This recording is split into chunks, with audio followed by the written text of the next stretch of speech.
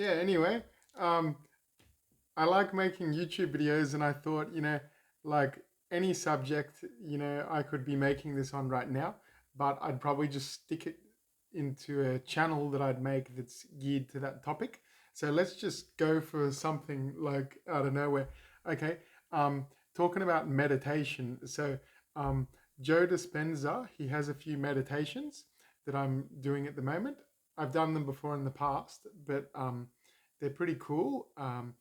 And the purpose that I'm doing them is because there's this kind of thing that I apparently there's a theory or something that what we call our experience, our everyday experience, is actually a simulated experience designed to um, designed to fuck with our minds basically. So I'm smiling because it's funny saying it out loud. You know what I mean? It's like I can talk seriously about it sometimes, but also like having a sense of humor about it is another thing that helps as well.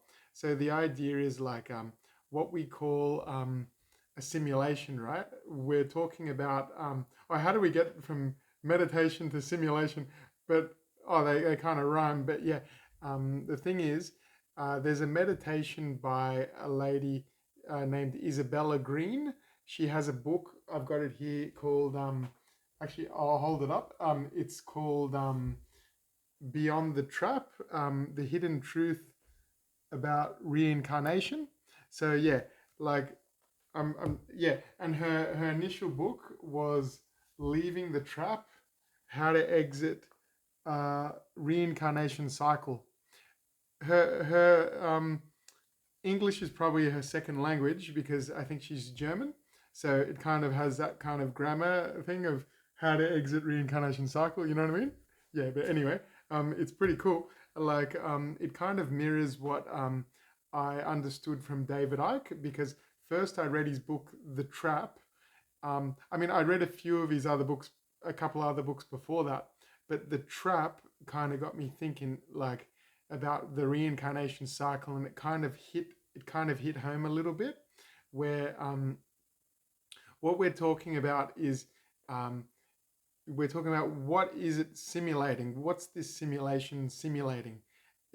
Why is it a fake reality? Well, then it begs the question, well, what is a reality? Or what is it simulating? You know what I mean? So the idea is um, reality kind of is like this uh, what would be beyond the simulation is the other question, right?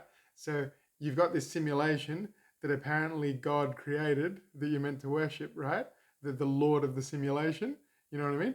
And you've got all these religions to worship it, that it's actually above you. But bear with me because sometimes, like, this is probably one of the first videos I've made on this topic. So I'm getting my head around it, and there's a lot to cover. So it's like um, you have to worship this thing that is trying to make you believe that it's above you. So so it's kind of like how good of a job they've done to convince us that either if you become an atheist, that what is there beyond this? What a good job they've done to convince us, because we're so mesmerized, or um, we're so under the spell of what we consider visible light, and this what we can see with our eyes. Um, you know what I mean? So you're trying to judge what is real based on what's being fed to your eyes. It's a frequency range of visible light, right? That is that your eyes are tuned to receive, right? And you're trying to make sense of that and see what's beyond that when that's all it can do. It's like trying to use a microwave to um, to cook.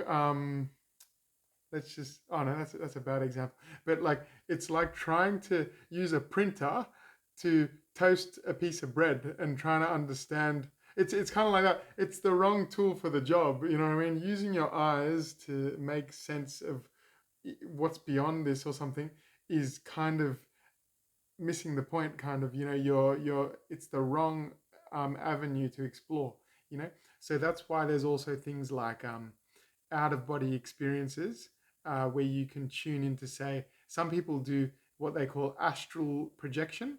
So the astral is sort of another, some people like Isabella in her book and David Icke in his books.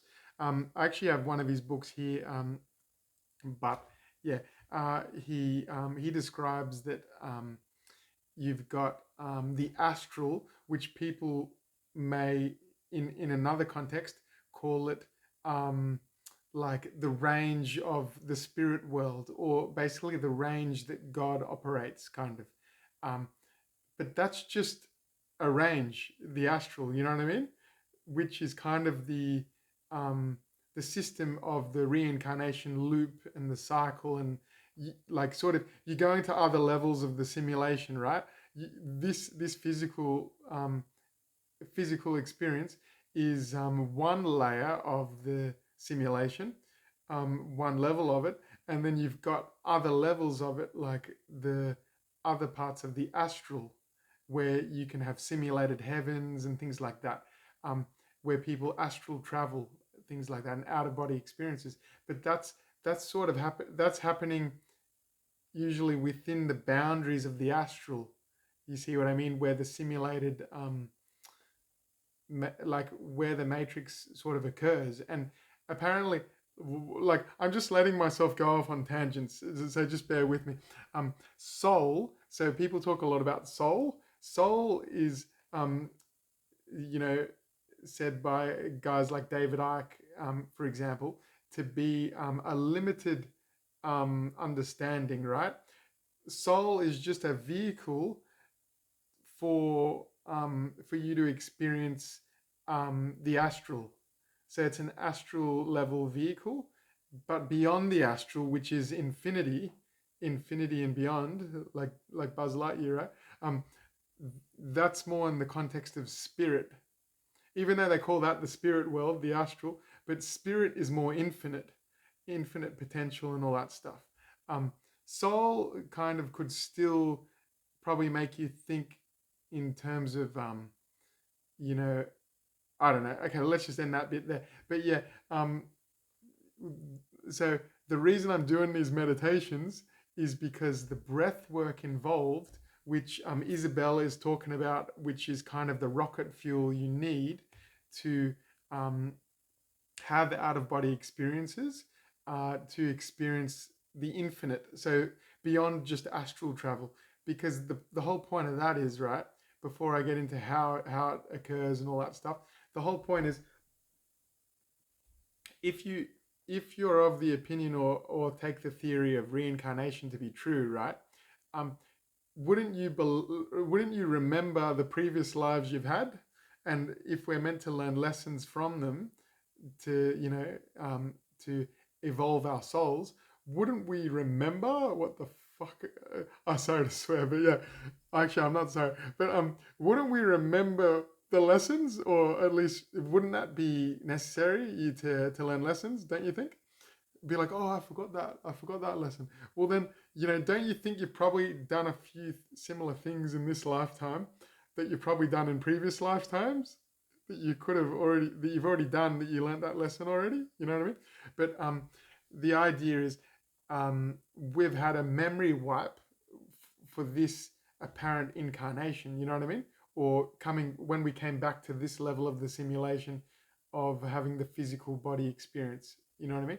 So the point is, when you go and have those, when you have those out of body experiences that aim to project your awareness beyond the astral and into the infinite, where the source of us lies. So in that infinite void, that blackness. But by the way, there can be simulated voids within the astral. You know what I mean? Within the astral dimension, um, this astral dimension.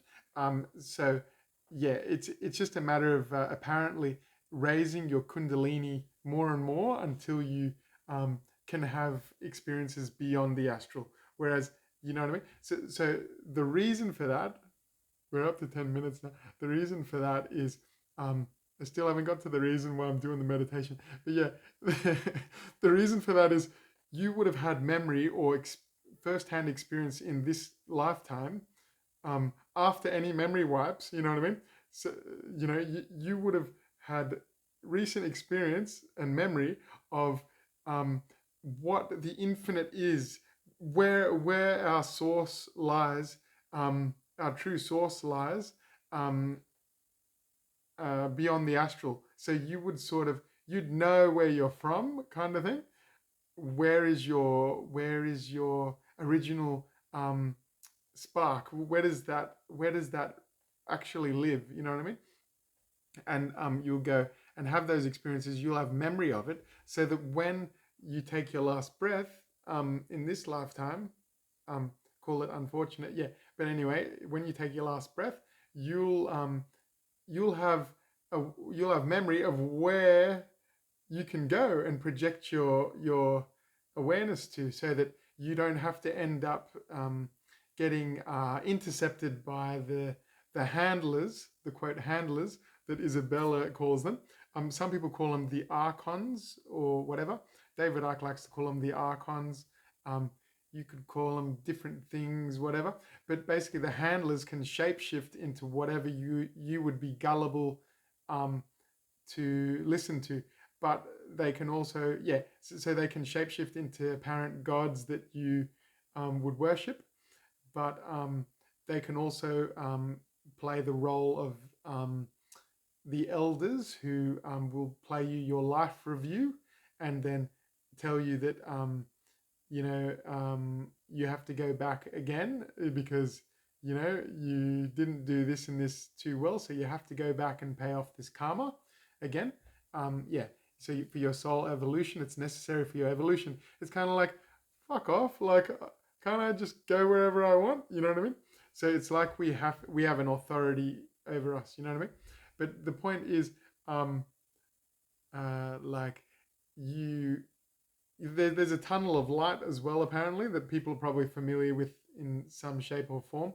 That there's a tunnel of light that you get sucked into, which takes you into the life review with the handlers that may show you where you went wrong or something like that. But yeah, so if you just rely on astral travel, then you'll sort of be limited to um, the astral experiences, and you won't really know what's beyond that, since your memory wipe, you know what I mean, has taken away the memory of what's beyond that. So we're up to 13 minutes now, but yeah, if you're still here with me, yeah, hanging in there, let's just cut it there for now. But basically, the meditations of Joe Dispenza is to prepare me for maybe more advanced meditations, which are going to allow me to not just do astral travel, but sort of go beyond it, you know, and sort of explore where my source really lies. You know what I mean? So that when I pass away, um, I'll be able to project my awareness there and not have to be trapped again and do another round of the merry-go-round. You know what I mean? Yeah, even though it can be nice, your life can be nice or whatever, but it can be hard too. But like, it's kind of like, why not just go to the infinite and be where you want to be? Yeah. So that's enough for now. Maybe we'll see you next time for another installment of talking about the simulation and out of body experience, maybe. Okay, sweet. Have a good one. Rock and roll, baby.